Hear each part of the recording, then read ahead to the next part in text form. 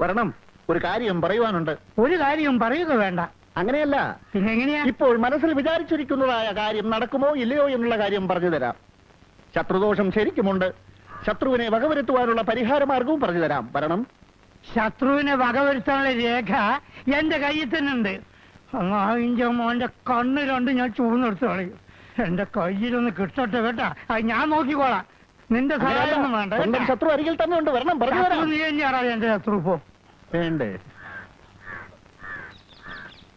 Hello, വരണം, ഒരു കാര്യം പറയുവാനുണ്ട്. സാറിന്റെ മുഖലക്ഷണത്തെ കുറിച്ച് പറയുവാണെങ്കിൽ വളരെ സത്യസന്ധനാണ്. ആ കണ്ണുകൾ വലിയ ഭാഗ്യവാന്റെ ലക്ഷണമാണ്.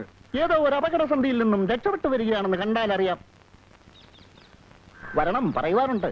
നല്ല ഐശ്വര്യമുള്ള മൂക്കാണ്. ജോൺ എഫ് കെന്നഡിക്കും ജവഹർലാൽ നെഹ്റുവിനും ഇതേ മൂക്ക് തന്നെ ആയിരുന്നു. വിശ്വപ്രസിദ്ധനാവും. അറച്ചു നിൽക്കാതെ മടിച്ചു നിൽക്കാതെ വരണം. ഐശ്വര്യമായി ഒരു ദക്ഷിണ വയ്ക്കണം. മുരുക ഭഗവാനെ, ഗുരുവായൂരപ്പ. തൽക്കാലം ഇത് മതിയാവും. പറയുന്നത് മുഴുവനും സത്യസന്ധമാണെങ്കിൽ സാർ 100 രൂപ എനിക്ക് സമ്മാനം തരണം. ഭഗവാനെ, ഇനി ആ കൈയൊന്ന് കാണട്ടെ. വിവാഹിതനല്ല. അല്ല, അടുത്ത് തന്നെ ഉണ്ടാവും. ഉത്തരങ്ങൾ വേണ്ട, ഞാൻ പറയുന്നത് കേട്ടാൽ മതി. നിങ്ങൾ ഇപ്പോൾ ചെയ്തുകൊണ്ടിരിക്കുന്നതായ ജോലി അധികനാൾ ചെയ്യേണ്ടി വരില്ല. അയ്യോ, അപ്പൊ മുതലാളി എന്നെ ജോലി എന്ന് പറഞ്ഞുവിടൂ? അയ്യോ, അതല്ല സാർ, നല്ല ഐശ്വര്യമുള്ള കൈയാണ്. കോടി ജനങ്ങളിൽ ഒരാൾക്ക് മാത്രമേ ഇത്തരം രേഖയുണ്ടാവൂ. രാജയോഗമാണ്. സവാരി ആനപ്പുറത്താവും. ജനങ്ങളെ ഭരിക്കുവാനുള്ള അധികാര പദവിയിലെത്തും. എന്താ പറഞ്ഞത്? ഒന്നുകൂടെ പറയൂ. അതെ, പാണാവള്ളി കൃഷ്ണപ്പണിക്കരെന്ന ഞാൻ പറയുന്നു. ലോട്ടറി എടുക്കാറുണ്ടോ? ഇല്ല. എന്നാ എടുക്കണം. ഓ, കോടീശ്വരനാകാനുള്ള യോഗം കാണുന്നുണ്ട്. കോടീശ്വരൻ.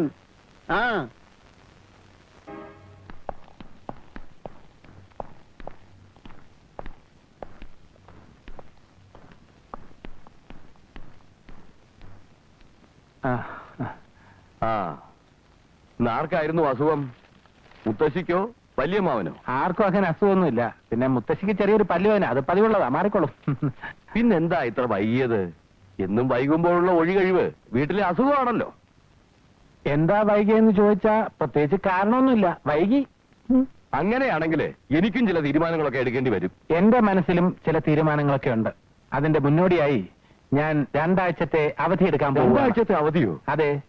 2 ആഴ്ച കഴിഞ്ഞിട്ടും എനിക്ക് വരാൻ പറ്റുന്നില്ല എങ്കിൽ ഔസേപ്പച്ചന് വേറെ ആളെ നിയമിക്കാം. പോട്ടെ. എന്തൊക്കെയുണ്ട് മോനേട്ടാ വിശേഷങ്ങൾ? ഇപ്പൊ എന്തിനാ 2 ആഴ്ചത്തെ അവധി? ബെണ്ണേട്ടാൻ പോവാ? 2 ആഴ്ചക്കുള്ളിൽ എനിക്ക് വരാൻ പോകുന്ന മാറ്റങ്ങൾ നിങ്ങൾ നോക്കിക്കോ. പിന്നെ ഇന്ദിരയുടെ കല്യാണത്തിന് എന്റെ വക സമ്മാനമുണ്ട്, കുറച്ച് സ്വർണം. എന്തിനാ ഗോപിയേട്ടാ വെറുതെ ആളെ കളിയാക്കണേ? ഞാൻ പറഞ്ഞതാ. കല്യാണ തീയതി അറിയിക്കാൻ മറക്കരുത്. വരട്ടെ. മഹാഭാഗ്യവാൻ. നല്ല കാലം വരുന്നുണ്ട്. ഒന്നുകൂടി സൂക്ഷിച്ചു നോക്കുകയാണെങ്കിൽ 125 വയസ്സ് വരെ ജീവിക്കുവാനുള്ള ഭാഗ്യം ഈ കയ്യിൽ കാണുന്നുണ്ട്. വരണം, ഒരു കാര്യം പറയുവാനുണ്ട്. ഒന്നും പറയണ്ട. പണിക്കരേട്ടൻ ഇങ്ങനെ ആൽമരത്തിന്റെ ചോട്ടില് കാക്കക്കാഷ്ടത്തിന്റെ ഇടയിൽ ഇരിക്കേണ്ട ആളല്ല. തൽക്കാലം ഇത് വെച്ചോളൂ. ഈ പട്ടണത്തിന്റെ ഹൃദയഭാഗത്ത് ഞാൻ പണിക്കർക്ക് വേണ്ടി ഒരു ഗംഭീര മണിമാളിക പണി തരുന്നുണ്ട്. എന്നിട്ട് നാട്ടുകാർ മുഴുവൻ കാണത്തക്ക രീതിയിൽ വെണ്ടയ്ക്ക അക്ഷരത്തിൽ ഒരു നെയിം ബോർഡും, ജ്യോത്സ്യ നിപുണൻ പാണാവള്ളി കൃഷ്ണപ്പണിക്കർ. പോട്ടെ, സമയമില്ല. ഞാൻ ചേട്ടനെ കൂടെ കൂടെ വന്ന് കണ്ടുകൊണ്ടേ ഇരുന്നോളാം. ഇവിടെ പറയുന്നൊക്കെ അച്ചട്ടായിരിക്കും കേട്ടോ മാവാ. വരട്ടെ.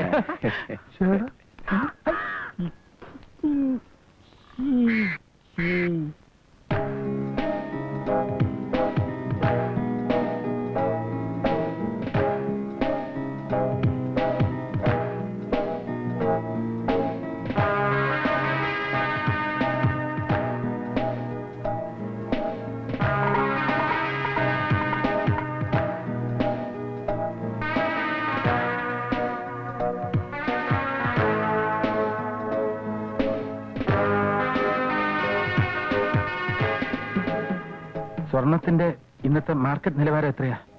അവിടെ ചോദിച്ചാൽ മതി.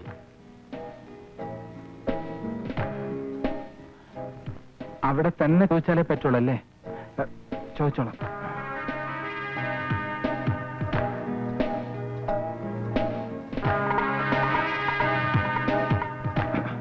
സാർ, എന്തു വേണം? വില നിലവാരം ചോദിക്കാൻ വേണ്ടി. എന്ത് നിലവാരം? ആ ഇരിക്കൂ. സ്വർണത്തിന്റെ ഇന്നത്തെ മാർക്കറ്റ് റേറ്റ് ഗ്രാമിന് 434 രൂപ.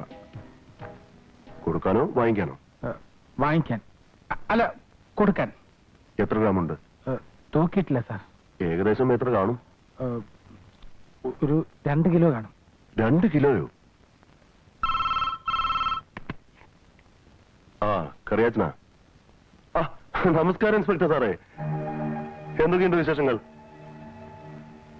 ഇല്ല, ഒരു വിവരമില്ല. എന്തെങ്കിലും സംശയം തോന്നുകയാണെങ്കിൽ ഞാൻ സ്റ്റേഷനിൽ വിളിച്ചറിയിച്ചോളാം. ഓക്കെ. ആ പിന്നെന്താ പറഞ്ഞത്? ഒന്നുമില്ല സാർ. അച്ഛന്റെ അനിയത്തിയുടെ ഭർത്താവ്, അല്ല അമ്മാവന്റെ ഭാര്യ ഖത്തറില്ല. ഇവിടുത്തെ കാര്യങ്ങളൊക്കെ ഒന്ന് അന്വേഷിച്ചു വെക്കാൻ പറഞ്ഞു. ലീവിൽ വരുമ്പോ ഇപ്പോ സർക്കാരിന്റെ ഭാഗത്ത് നിന്ന് നിയന്ത്രണങ്ങളൊന്നും ഇല്ലല്ലോ. അപ്പൊ അവര് വന്നിട്ടാവോ? ചെന്നാട്ടെ. ചെല്ലാം സാർ.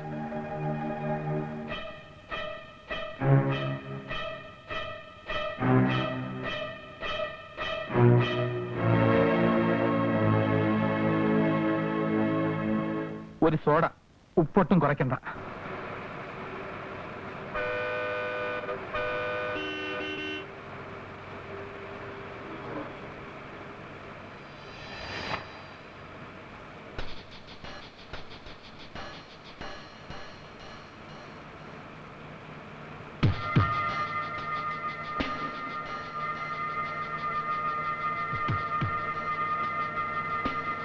അയ്യോ, എന്റെ പോക്കറ്റ് അടിച്ചേ.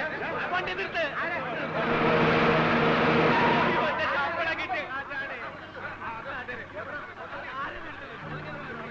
ഈശ്വര, അപ്പൊ എന്റെ കയ്യിൽ ബിസ്ക്കറ്റ്. ആരും ബഹളം വയ്ക്കണ്ട.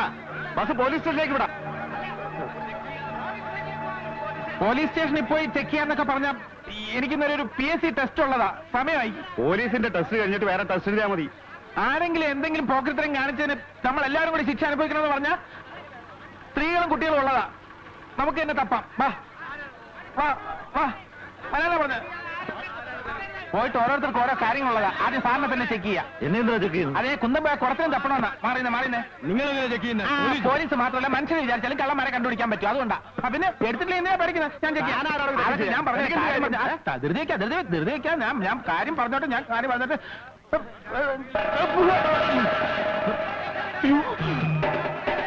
കള്ളനല്ല. ഞാൻ പോക്കറ്റ് അടിക്കാരനല്ല. സത്യമായിട്ടും എനിക്ക് ടെസ്റ്റ് ഉള്ളതാ.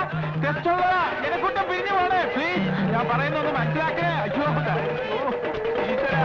അയ്യോ വരരുതേ. അയ്യോ ആരെങ്കിലും എത്തിക്കാൻ പോകരുത്. അയ്യോ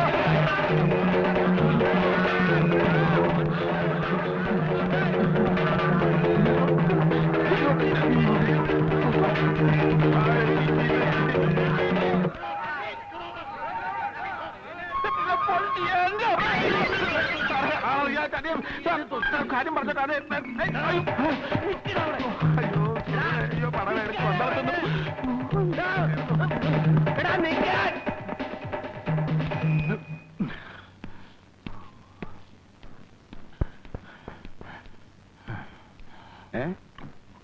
അത്രയ്ക്ക് ദാഹമുള്ളതുകൊണ്ടാ. ഒരു ചായ, 2 ഗ്ലാസ് വെള്ളം എനിക്ക് കിട്ടുമ്പോ തിരിച്ചു തരാമേ. കള്ളമായിഞ്ച മോനെ, എത്ര നാളാണോ നിന്നെ തെരഞ്ഞെടുക്കുന്നത്? കാശ് ഞാൻ പിന്നെ തരാം. എപ്പോ പിന്നെ? എന്റെ അഭിമാനത്തിൽ ഇപ്പോ തരണം. ഞാൻ പിന്നെ തരാം. പിന്നെ എന്തിനാണ് ഈ കാര്യം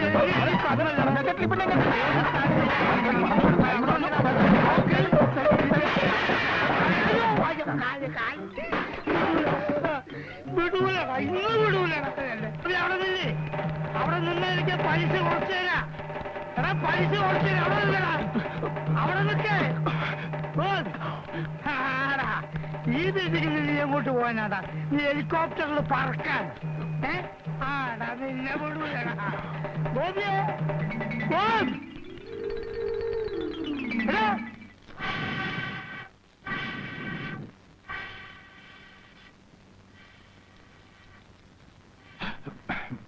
നമസ്കാരം വസൂട്ട. ഗോപിയെ ഇതുവഴി കണ്ടിട്ട് കുറെ ആയല്ലോ. നേരം കിട്ടണ്ടേ? കട പൂട്ടി വീട്ടിൽ എത്തുമ്പോ തന്നെ 9 മണി കഴിയും. എന്തായി പെങ്ങന്മാരുടെ കല്യാണമൊക്കെ ശരിയായോ? 2-3 അന്വേഷണങ്ങളൊക്കെ വന്നിരുന്നു. ജാതകം ചേരാത്തോണ്ട് ഒന്നും നടന്നില്ല. ശരിയാ, കല്യാണം എന്നൊക്കെ പറഞ്ഞ ഒരു വിധിയല്ലേ. സത്യമാണോ വാസുട്ടേ പറയുന്നത്? അല്ല, ഗോപി വെറുതെ വന്നതാ? ഉവ്വ്. ഔസേപ്പച്ച മുതലാളിയുടെ വീട് വരെ വന്നപ്പോ ഇവിടെ ഒന്ന് കയറിയിട്ട് പോവാന്ന് കരുതി.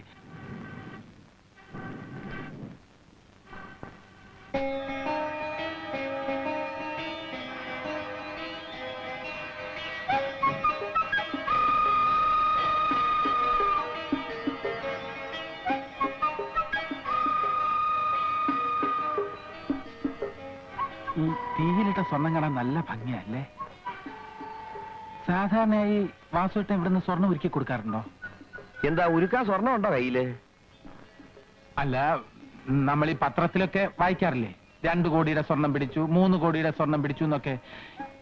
ഇതൊക്കെ എങ്ങനെയാ വിറ്റ് കാശാക്കുന്നതെന്ന് ഒരെത്തും പിടിയും കിട്ടുന്നില്ല. ആവശ്യമില്ലാത്ത കാര്യം ഓർത്ത് എന്തിനാ ഗോപി തല ഉണ്ടാക്കുന്നേ? ഞാനും അത് തന്നെ ആലോചിക്കുന്നത്. ആവശ്യമില്ലാത്ത ഓരോ കാര്യങ്ങൾ ഓർത്ത് നമ്മളെന്തിനാ തല പുണ്ണാക്കാക്കുന്നത്?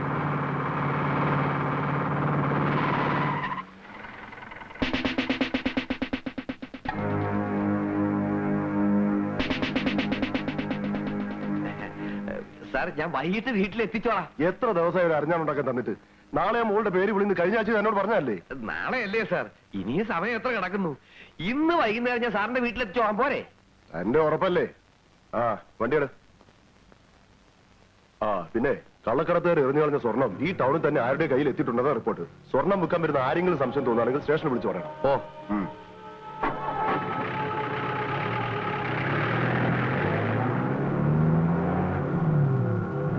ചെക്കൻ അന്ന് രാത്രിയില് താമസിച്ചു വന്നപ്പോ മുതല് ഞാൻ ശ്രദ്ധിക്കുന്നതാ ഒരു മാറ്റം. മനസ്സിന് പിരിമുറുക്കുണ്ടാവും, വിഭ്രാന്തി ഉണ്ടാവും, ഗോവിന്ദേട്ടൻ വസ്തു കൊണ്ടുപോകുന്നുള്ള പേടിയും എല്ലാം ഉണ്ടാവും. 100-200 പവൻ കൊടുത്ത് ഇന്ദുവിനെ കെട്ടിച്ചയക്കുമെന്ന് പറഞ്ഞതായി എനിക്ക് മനസ്സിലാവാത്തെ. സ്വബോധം ഇല്ലാണ്ടായ പിന്നെ പറയുന്നതിന് വല്ല അർത്ഥം. മോഹൻ ഇവിടെ വന്നിരുന്നു. നീ കടയിൽ പോയിട്ട് കുറെ ദിവസമായെന്ന് പറഞ്ഞല്ലോ അവൻ. ഞാൻ ആ ജോലി വേണ്ടെന്ന് വെച്ചു. എന്താ കാരണം? കാരണമൊന്നുമില്ല, എനിക്ക് തോന്നി. ദിവസവും കിടന്ന് മരിച്ചു പണിതാൽ എന്താ കിട്ടുമെന്ന് എനിക്കല്ലേ അറിയൂ. എന്റെ കുട്ടി, ഇന്നത്തെ കാലത്ത് ചെറുതാണെങ്കിലും ഒരു പണി കിട്ടാന്ന് വെച്ചാ. അമ്മാമ പേടിക്കണ്ട, സ്വന്തമായിട്ടൊരു കട ടൗണിൽ തുടങ്ങിയാലെന്ന് ആലോചിക്കാൻ ഞാൻ.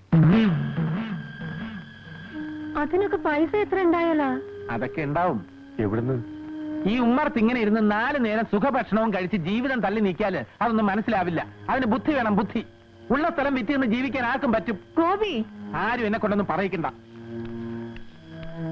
നീ കേട്ടില്ലേ ജാനകി?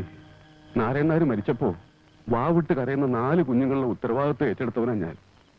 എന്നെ പോലും മറന്ന് ഞാൻ അവർക്ക് വേണ്ടി ജീവിച്ചു. ഇപ്പൊ എനിക്ക് കിട്ടി അതിനുള്ള പ്രതിഫലം.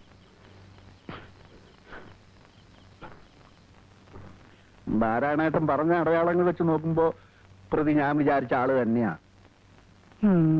അവന്റെ നടപ്പിലും ഭാവത്തിലും ഒക്കെ എന്തോ ഒരു പെശക എനിക്കും തോന്നിയതാ. കഴിഞ്ഞ ആഴ്ചയെ ഓടി വന്ന് 50 രൂപ ബലമായിട്ട് എന്റെ കയ്യിലോട്ട് തിരികെ വെച്ച് വന്ന്. നാരായണോ, ഗോപിയെ പറ്റി നീ പറഞ്ഞൊക്കെ നേരാണോ? പിന്നെ നോണ പറഞ്ഞ് നിങ്ങളെ വിശ്വസിക്കേണ്ട വല്ല ആവശ്യം എനിക്കുണ്ടോ മേന്നെ? ആദ്യമൊക്കെ ചെറിയ ലക്ഷണം ഉണ്ടായിരുന്നുള്ളൂ, ഇപ്പൊ ദേഹോദരം തുടങ്ങിയിരിക്കണത്രേ. ഗോവിന്ദൻ നായർ തല്ലാൻ ചെന്നോ എന്തൊക്കെയോ പറയണ കേട്ടു. മനുഷ്യന്മാരുടെ സ്ഥിതി. ഗോപിക്ക് കൊടുത്ത മുതലും പലിശയൊക്കെ പോയി തന്നെ അല്ലേ മേന്നെ? കാശ് കിട്ടിയില്ലെങ്കിലും വേണ്ടിയില്ല, അവൻ വല്ല ദേവോത്തരം ഏൽപ്പിക്കുന്ന ആൾപ്പെടേണ്ട പേടി. അതുറപ്പാ. അയ്യോ, എന്റെ കാര്യത്തിനൊരു കുഴപ്പമില്ല. നാരായണേട്ടാ, എന്താ മുഖത്തൊരു വല്ലായ്മ? ഒന്നുമില്ല. മനസ്സിലായി. ഈ കടയൊന്ന് ഉഷാറാക്കണമെന്ന് പറഞ്ഞ് നാരായണേട്ടൻ പല പ്രാവശ്യം എന്റെ അടുത്ത് രൂപ കടം ചോദിച്ചിട്ടുണ്ടല്ലേ? ഞാൻ തന്നിട്ടില്ല. എന്നാ വിഷമിക്കണ്ട, ചോദിക്കാതെ തന്നെ ഞാൻ നാരായണേട്ടന് കുറച്ച് രൂപ തരാൻ പോവുക. എനിക്ക് കുറച്ച് ദിവസത്തെ സാവകാശം തരണം. അയ്യോ വേണ്ട ഗോപി, എനിക്കിപ്പോ പണത്തിന്റെ ആവശ്യമില്ല. എന്നൊന്നും പറഞ്ഞാൽ പറ്റില്ല, ഞാൻ രൂപ തരും. ഗോപിക്ക് എന്തെങ്കിലും കുടിക്കാൻ? കുടിക്കാൻ എനിക്ക് പാല് തന്നെ ആയിക്കോട്ടെ. അയ്യോ, പണിക്കരേട്ടനോ? ഞാൻ ഈ വടയുടെ വില നിലവാരമൊക്കെ നോക്കുവായിരുന്നു. വരട്ടെ. പിന്നെ പറഞ്ഞൊന്നും ഞാൻ മറന്നിട്ടില്ല. ഉവ്വ്. പട്ടണം, ഹൃദയം. ആയിക്കോട്ടെ. ദാ ഇത് വെച്ചോ. താങ്ക്സ്. വേഗം വേണം. മേനോൻ ചേട്ടനോ? ഈ കണ്ണാടിപ്പെട്ടിക്കകത്ത് എന്തോ എടുക്കുക? ഞാൻ ചേട്ടനെ കാണാൻ കാത്തിരിക്കുകയായിരുന്നു. നമ്മുടെ പൈസയുടെ കാര്യമില്ലേ? പൈസ വേണ്ട.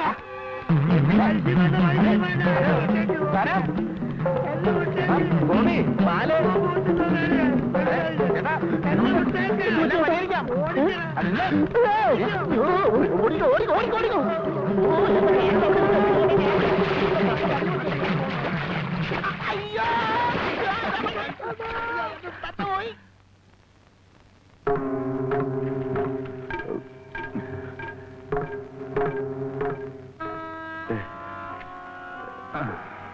ഗോപി രണ്ടാഴ്ചത്തെ ലീവെന്ന് പറഞ്ഞ് പോയിട്ട് പിന്നെ കണ്ടേയില്ല. കുറച്ച് തിരക്കിലായിപ്പോയി അവസരപ്പച്ച. പിന്നെ ഈ ജോലി അങ്ങ് വിടാനുള്ള തീരുമാനത്തിലാണ് ഞാൻ. വേറെ വല്ലതും മനസ്സിൽ കണ്ടിട്ടുണ്ടോ ആവോ? വേറെ വല്ലതും കണ്ടുവയ്ക്കാതെ ജോലി വിടാൻ എനിക്ക് എന്താ ഭ്രാന്തുണ്ടോ? ഞാൻ വെറുതെ ചോദിച്ചതാ. ചായയോ കാപ്പിയോ? ഒന്നും വേണ്ട. ഞാനേ ആ അബൂബക്കറിന്റെ ഹോട്ടലിന് വില പറയാൻ വേണ്ടി ഇവിടം വരെ വന്നതാ. മിക്കവാറും കച്ചവടം ഉറപ്പിക്കും. ഒരു തെറ്റുമില്ല. പക്ഷേ ആ ഹോട്ടലിനെ ഒരു തുണിക്കടയാക്കി മാറ്റാനാ എന്റെ പ്ലാൻ. എന്താ അവസരപ്പച്ചന്റെ അഭിപ്രായം? വളരെ നല്ല അഭിപ്രായം. ആ മോനേട്ടാ, പറഞ്ഞൊക്കെ ഓർമ്മയുണ്ടല്ലോ, മാറ്റം ഉണ്ടാവരുത്. ഇതിനെ ഞാൻ കല്യാണത്തിന് തീർച്ചയായിട്ടും എത്തും, പറഞ്ഞ സമ്മാനമായിട്ട്. എന്നാ അപ്പൊ പറഞ്ഞല്ലേ? ശരി ശരി. അപ്പോ എന്റെ കടയുടെ ഓപ്പണിങ്ങിന് കാണാം എല്ലാരോടും. വരട്ടെ വരട്ടെ അവസരപ്പച്ച.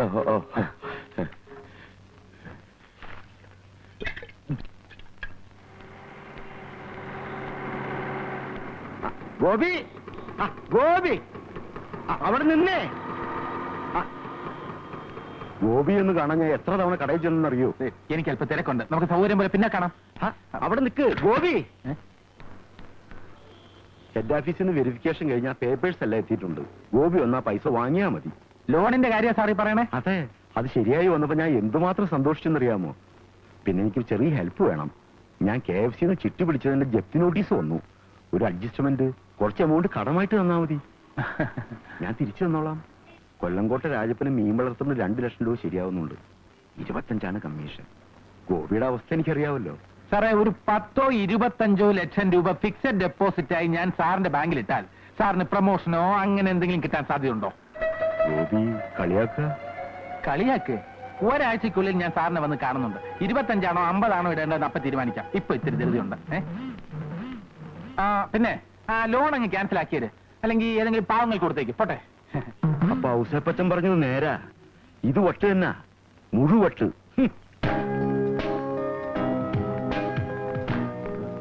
ഷോപ്പിൽ നല്ല തിരക്കുണ്ടോ?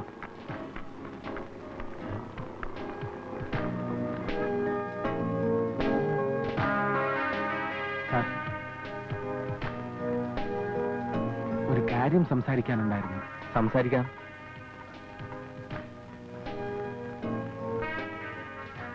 ബിസ്ക്കറ്റിന്റെ കാര്യത്തെ കുറിച്ച് ചോദിക്കാനാ. എത്ര ഉണ്ട്?